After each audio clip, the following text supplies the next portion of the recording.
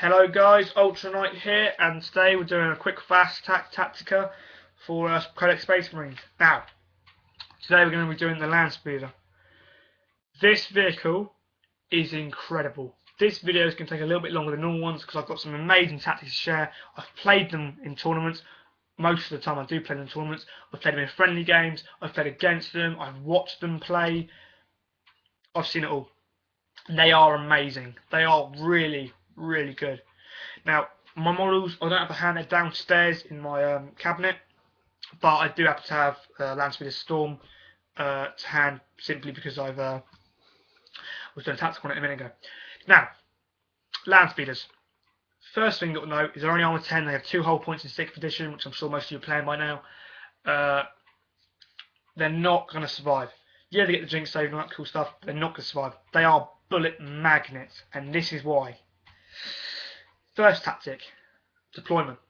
I've taken mine off the bases because I want to keep them lower to the ground. I don't want the enemy to be able to see them beyond cover because they are hard to hide.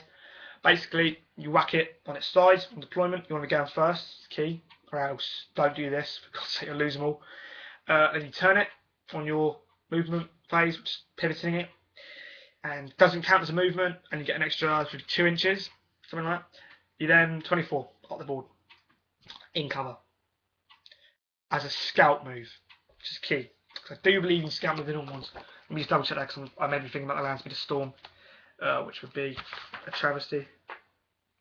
No, you can't scout move normal Land Speeders. I'm thinking about the Storm. My mistake. Don't scout move, obviously. Move up 24 though. Stick with that. Into cover.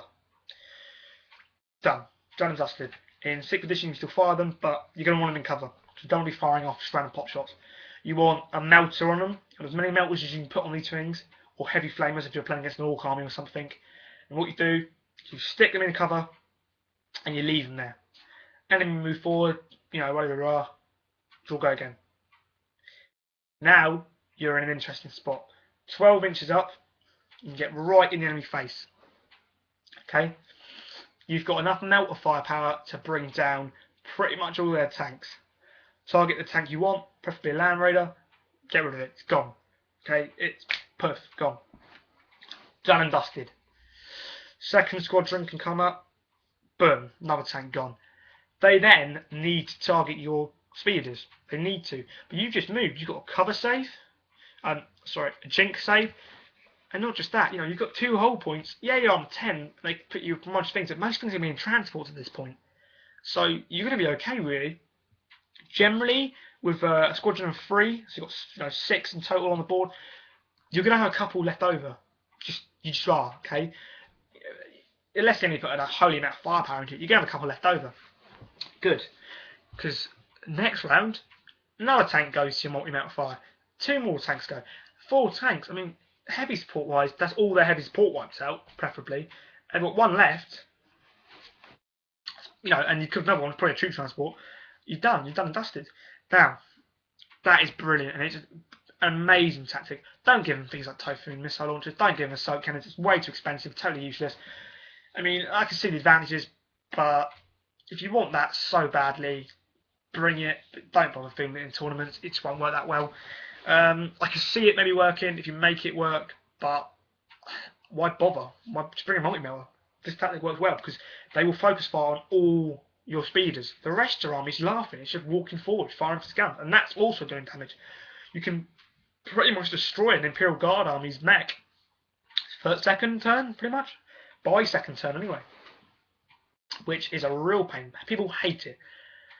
I can see why. I've had it used against me, which is how I learnt the tactic, and I hated it. But you know what? I took it, used it myself, and loved it. That's how it works, guys. Recycled tactics.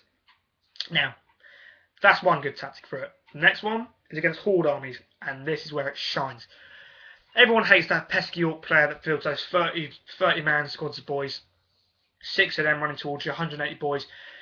You're trying to kill that, okay? It's hard. The reason it's hard is because 180 wounds you've got to take off it, and there's not a lot that can do that. Well, these guys can. What you do is you get a squadron, okay? Heavy flamers, 2 heavy flamers. You should be covering around 7 boys per shot on average. Okay, per flamer that shoots each of its guns. Same tactic to get there. The Orcs are even going to be less effective against it because they have less skill, so they will survive. 7 per shot. I mean, they're going to fail their armor saves. Well, they won't get armor saves against it because it's a heavy flamer. Dead. That's 7 guys just gone. Poof. Dead. Like that. How easy is that? And you will annihilate. You'll put like 42 wounds on that squad in total. Maybe a bit less, but certainly enough to kill the entire unit. Just like this. Tyranids, just the same. And that's per unit you hit. I mean, they're not going to bring those things down. You can move on to the next unit and destroy it. I mean, I've used heavy flamers. I only use 1 squadron. You could use 2. You could even use 3 if you're that much of a threat. It works in tournaments, but you may not be fighting an Orc player. Brilliant for friendly games. If you are in a tournament, you can be a bit cheesy and bring a Mighty Male and a heavy flamer. I tried to do something before where I was using it. I had a Mighty Male on top, heavy flamer on the bottom, and I was targeting a tank with the Mighty Melter. I fired it, obviously, and then I said I was targeting the tank with a heavy flamer. Of course, there was an Orc squad sat in front of the vehicle, placed a template out, but the judge didn't let me do it. It made sense. I mean, I was targeting the tank with a flamer. Obviously, I wasn't going to hit. I hit the squad in front of me, but he said no, I wasn't allowed to do it, which was a real shame. It was a bit cheesy, but still, you can make them jack of all trades. But you really want to specialise them. But what you can do. Sometimes you don't know what you're going to be fighting, and so it's useful. Yeah, I mean, that's pretty much it for them. They're a really useful unit. They will die quickly. Go careful. Yeah, pretty much.